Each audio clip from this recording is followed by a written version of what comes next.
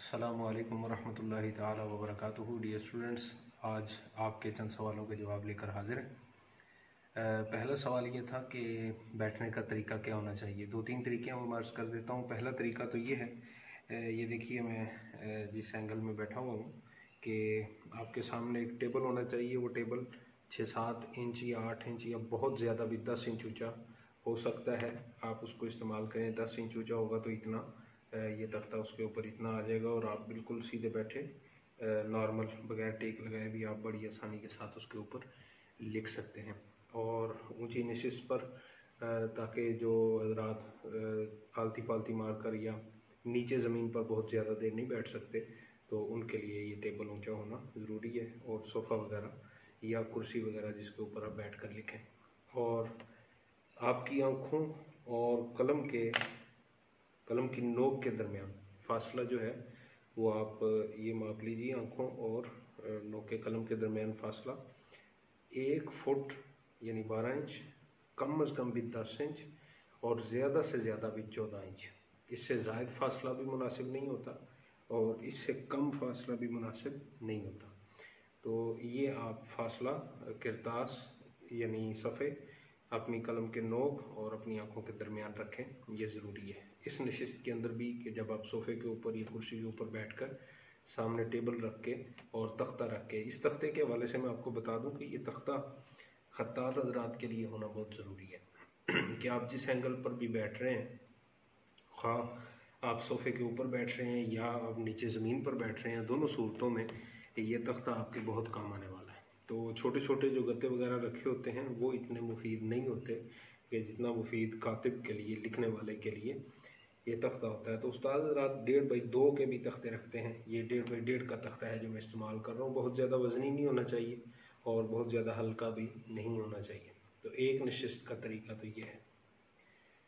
दूसरा तरीका, ज़मीन पर आप बैठें और इसी तरह आपके आगे तख्ता पड़ा हो और आप बगैर टेक लगाए यूँ अपने सामने तख्ता रख के, तो आसानी के साथ जहाँ आपका कलम फिट बैठता है, जहाँ आप सहूलत के साथ लिख सकते हैं, वहाँ पर आप लिखें। ये दूसरा तरीका है ज़मीन पर बैठकर। तो जो कि मैं ऊपर बैठकर ही बता रहा हूँ, तो ज़मीन पर बैठकर इसकी सूरत जो है ना वो ये हो जाएगी कि आप आलती पालती मार के बैठेंगे, जिसे हम उर्फ में चौकड़ी मार के बैठना कहते हैं। तो दोनों पाँव आपस में लपेट लेंगे। तो इस सूरत में आप ज़मीन पर बैठकर बगैर टेक लगाए भी लिख सकते हैं। और कोशिश करें कि जब आप बगैर टेक लगाए लिखते हैं, यानी ये 2 तरीके जो मैंने बयान किए हैं, तो इसमें आप अपनी कमर को दोहरा ना करें। कोशिश करें कि आप अपनी कमर को बिल्कुल सीधा रखें या एक मुनासिब झुकाव के साथ, बहुत नॉर्मल झुकाव के साथ। अपने आज़ा को बहुत ज़्यादा अपने तनाव का शिकार नहीं करना, बिल्कुल नॉर्मल रिलैक्स हालत के अंदर आप बैठें जब भी आप बैठते हैं। और दूसरा एक तरीका जो ज़मीन पर बैठकर टेक लगाने का है, ये देखिए ये तख्ता है, आप एक घुटना बिछाएंगे और दूसरा घुटना जो है वो आप खड़ा करेंगे। देखिए कैमरामैन से कहूँगा थोड़े इस तरफ आ जाए।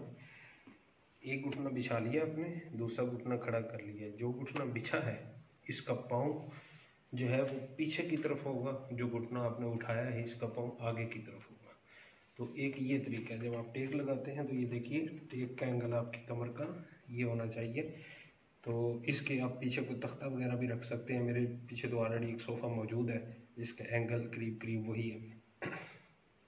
तो आप ये टेक इस तरीके की लगा के उसके बाद एक हाथ से, देखिए बाएं हाथ से आपने यूँ इस तख्ते को संभाल लिया और इसके ऊपर जो सफ़ा मौजूद है उसको संभाल लिया। बड़ी आसानी के साथ आप जिधर को चाहें कलम को चला सकते हैं बगैर हिले, बिल्कुल रिलैक्स अंदाज में। और इस कैफियत में ये होता है कि आपकी आंखें ज़रा ज़्यादा थोड़ी करीब आती हैं। तो मैंने जैसा कि पहले अर्ज़ कर दिया कि कलम की नोक और आपकी आंखों के दरमियान कम से कम जो फासला है वो 10 इंच का होना चाहिए, ये ज़रूरी है। और जितने रिलैक्स होकर आप खताती करेंगे, जितने रिलैक्स होकर आप लिखेंगे, उतना ज़्यादा आपके लिए ये मुफीद साबित होगा। ये 2-4 तरीके थे जो मैंने आपको बताने थे और आपने इसके बारे में पूछा, हमने अर्ज़ कर दिया। एक और बड़ी बुनियादी और अहम बात ज़हन नशीन रखें कि जब आप लिखते हैं तो उस वक्त आपके चेहरे के इम्प्रेशंस जो है वो चेंज नहीं होने चाहिए। बदल लेनी चाहिए। मिसाल के तौर पर आप लिख रहे हैं और लिखते लिखते यूँ आप आँखों को सुकेड़ रहे हैं और अपने मुंह को जो है ना वो मतलब उसका जोग्राफिया बिगाड़ रहे हैं। तनाव का शिकार ना करें अपने आप को, बिल्कुल नॉर्मल रिलैक्स अपना चेहरा रखें। अगर आप उस तनाव की कैफियत में लिखते हैं तो रफ्ता रफ्ता वो आदत आपकी इतनी पुख्ता हो जाएगी कि जो फिर बाद में एक ऐप बन जाती है, जो बिल्कुल भी मुनासिब नहीं है। हालांकि इब्तदान जब आप सीखते हैं तो इस पर बड़ी आसानी के साथ कंट्रोल हासिल किया जा सकता है। तो एक तख्ता बनवा लें और उसके बाद जैसी नशिस्त आपको मुनासिब लगती है, आप नीचे बैठ के लिखें या ऊपर बैठ के लिखें, तो ये दो कैफियतें आप मद्देनज़र रखें। इंशाअल्लाह अज़ीज़ आपकी लिखाई बहुत जल्द इम्प्रूव करेगी और आप खत्ताती को बहुत आसानी के साथ सीख पाएंगे। और भी अगर आपके कुछ सवालात हों तो हमें अपने सवालों से ज़रूर आगाह कीजिए और हमें अपना फीडबैक ज़रूर देते रहा कीजिए। कमेंट सेक्शन के अंदर अपनी आरा से हमें आगाह किया कीजिए और हमारे इस चैनल को सब्सक्राइब करना मत भूलिए और हमें अपनी दुआ में ज़रूर याद रखिए। फ़ी अमान अल्लाह।